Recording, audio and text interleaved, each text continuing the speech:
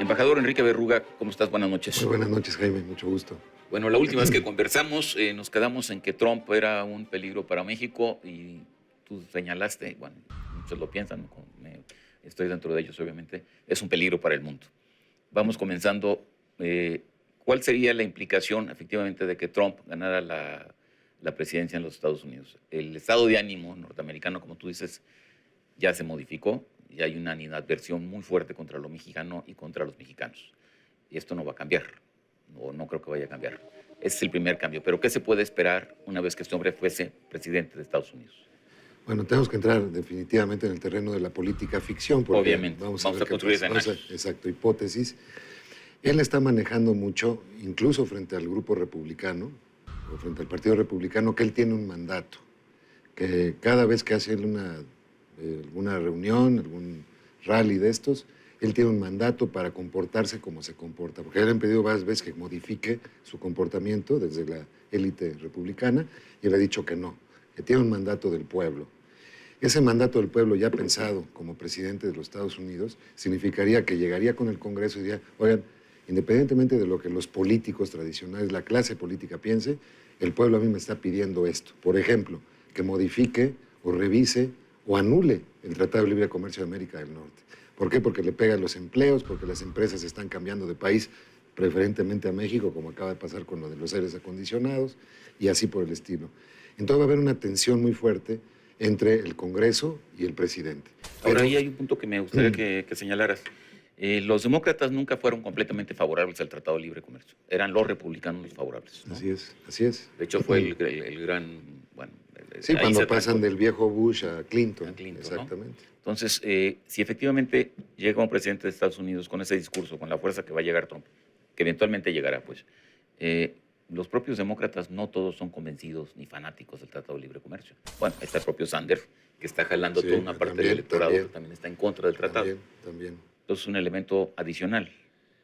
Sí, la verdad es que detrás de esto hay muchísima desinformación, porque, por ejemplo, ningún candidato ha dicho, ni siquiera la señora Clinton, cosas como esto, de que ahorita mismo 8 millones de empleos en Estados Unidos dependen del comercio con México. ¿Quieren perder 8 millones de empleos? No lo creo. Pero entonces mi pregunta, entre la posición que adoptaría Trump, en el sentido de que, bueno, esto es un mandato popular, sí, como está ocurriendo, ¿no? Que llegan ¿cómo se llaman? Los mítines, y le empiezan a gritar el muro, el muro, el muro. Sí. ¿Y quién va a pagar por el muro? O sea, ¿y quién va a pagar? Pues nosotros. Sí, así es. Esperemos que no.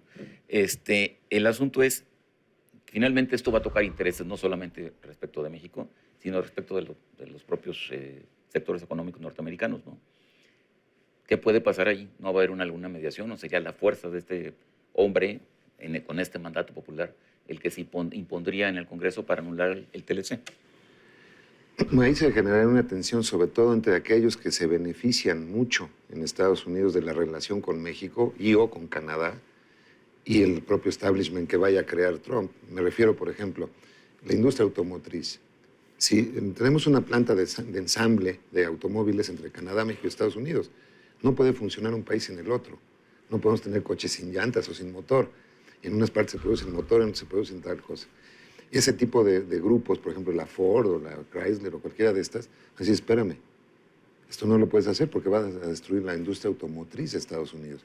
O en temas, por ejemplo, de interacción en alimentos, por ejemplo, donde tenemos una ida y vuelta en materia energética, en materia eléctrica.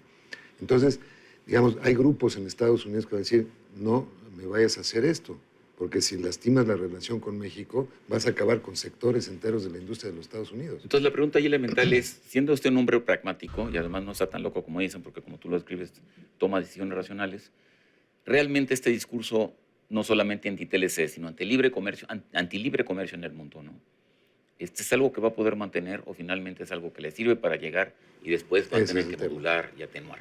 Se habla mucho de los dos Trumps, incluso hay tuvo una entrevista con la directiva del New York Times en la que supuestamente se ha filtrado que él habría dicho, miren, yo estoy haciendo lo que se necesita para ganar, porque si no gano la presidencia, pues no hay nada que hacer después.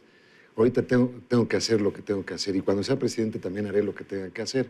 Entonces muchas de estas cosas probablemente se van a diluir entre los contrapesos propios de una democracia, los intereses tan grandes que hay en Estados Unidos, las presiones que recibirán del exterior. Por ejemplo, en Gran Bretaña no lo quieren dejar entrar. No se han visto los debates parlamentarios. Que, por cierto, en el caso de Gran Bretaña, ¿estoy equivocado o está a favor de que Gran Bretaña abandone a la Unión Europea? Él parece estar a favor, sí. Está a favor, sí, ¿no? sí, de sí. que la abandone. Sí, sí, sí. Y o sea, es un cruzado del sí. antilibre comercio. No, y del aislacionismo. El aislacionismo, es decir, las reglas internacionales me las salto y vamos a hacer lo que los intereses nacionales demanden, aunque tenga que romper convenciones, tratados. Esa es la parte muy peligrosa de él. Está amenazando con romper a la OTAN. El hombre más feliz del mundo sería el presidente Putin de Rusia, si llegara Trump. Y de hecho, hasta le ha estado echando porras, ¿no? Se han visto. El presidente de Rusia ha estado favoreciendo mucho la candidatura de Trump, porque dice, sí va a reventar a la OTAN. Entonces vayamos al asunto de la política exterior norteamericana y comenzamos por por lo que tú dijiste en el anterior programa. Hay una molestia en el electorado norteamericano por los altos costos que esto tiene, ¿no? Bueno, todo el mundo sabe que Estados Unidos gasta una fortuna, incluso por las bases que tiene en el extranjero, ¿no? Entonces, la respuesta de Trump es retirémonos y que cada quien se rasque con sus uñas. No tanto eso, sino que cada quien pague la parte que le corresponde, ¿no? O sea, ¿por qué tenemos que subsidiar a Arabia Saudita en materia de defensa si Arabia Saudita es un país rico petrolero? ¿Por qué tenemos que estar subsidiando a Alemania, por ejemplo, que es la tercera economía del mundo, o a Japón, que es la... ¿no? Ahora ese tipo de cosas. Es tan, ¿cómo se llama?, tan descocada esta idea. Digo, está tan loca esa idea de decir, bueno, pues ustedes paguen, pues también están recibiendo protección, pues paguen por la protección. Sí, el problema es que en el balance del poder internacional la posición internacional de Estados Unidos decaería. O sea, el hecho de pagar tiene un beneficio para Estados Unidos también. La dependencia, la lealtad, la alianza con Alemania, con Japón, con Francia, es muy distinta si hay un subsidio o no lo hay. Entonces, digamos, ha sido una cuestión en la que se beneficia mucho Estados Unidos, porque dice, oye, Alemania, yo te he venido defendiendo 40 años. Te necesito como apoyo en esto. Por ejemplo, es un costo político. En el tratado, en el acuerdo nuclear con Irán, algunos de los actores principales pues son estos precisamente aliados que ha estado cultivando Estados Unidos medio siglo. Por supuesto, sería un cambio radical, pero entonces ahí volvemos a lo mismo. Este personaje está personificando este papel para ganar y después va a hacer otra cosa, o realmente pues va a hacer este tipo de cosas que está anunciando. Esa es la pregunta. Sí, yo tengo la impresión efectivamente de que de por sí la posición de presidente lo moderaría y además empezaría a ver los límites de ser presidente. A lo mejor ahorita tiene él una idea de lo que es el presidente que ya se iría modulando cuando ya llegue al asiento principal. Pero hay otra parte que es los intereses empezarían a hablarle, decirle, oiga, si usted hace esto, el daño para el país va a ser tal. Entonces se va a encontrar, yo creo que una disyuntiva él. Pero los intereses están hablando, ¿no? Es decir, toda esta élite republicana que estaba en contra de él no solamente por lo estridente del personaje, sino porque efectivamente está sosteniendo ante libre comercio, por ejemplo, posiciones que no eran del Partido Republicano y no pudieron gran cosa contra él, ¿no? Entonces, ya como presidente de Estados Unidos, ¿por qué los poderes fácticos, como se dice, tendrían esa capacidad de modularlo?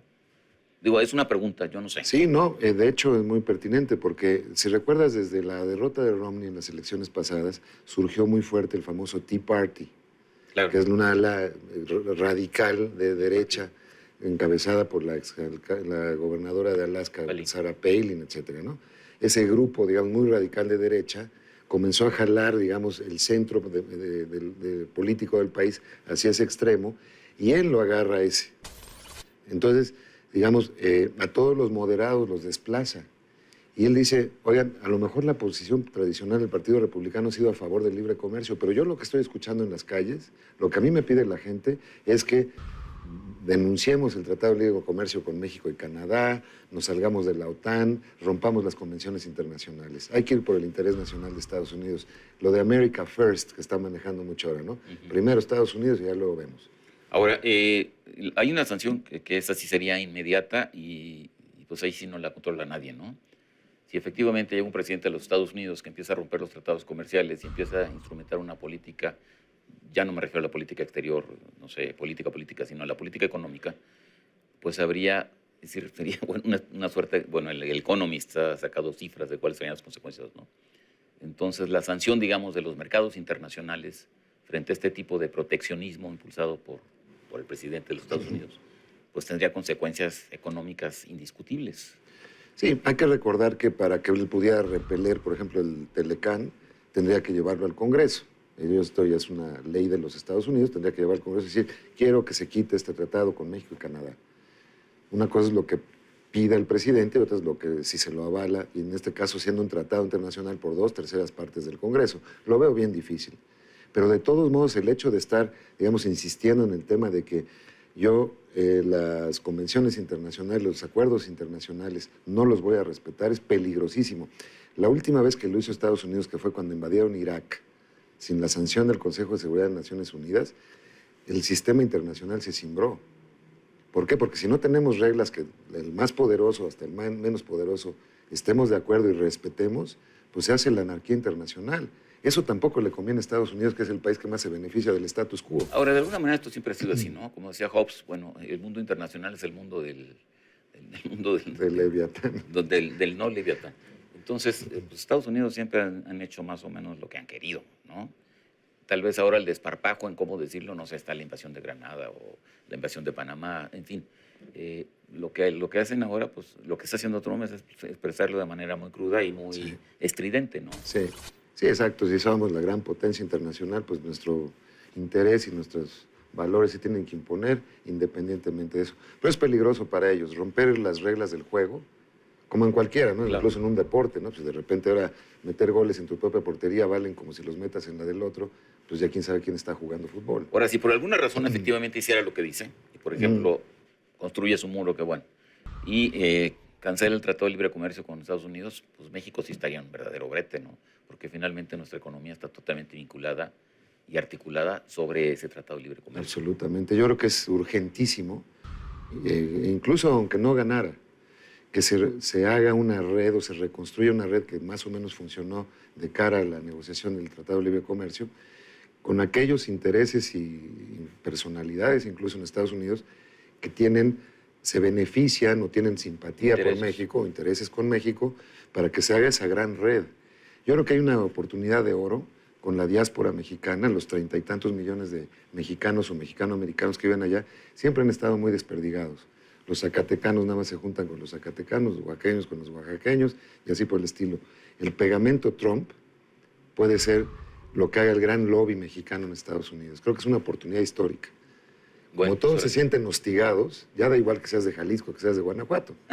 Entonces el señor Trump ha hecho la magia de que ahora sí ya todos se sientan mexicanos del otro lado. Entonces concluyamos con una frase de los chinos que es muy citada, ¿no? En las épocas de crisis también son épocas de oportunidad. Claro, hay que identificarlas. Enrique, muchas gracias. Jaime, te agradezco mucho. Al contrario, muy gentil. En Contexto, buenas noches. Hasta la próxima semana.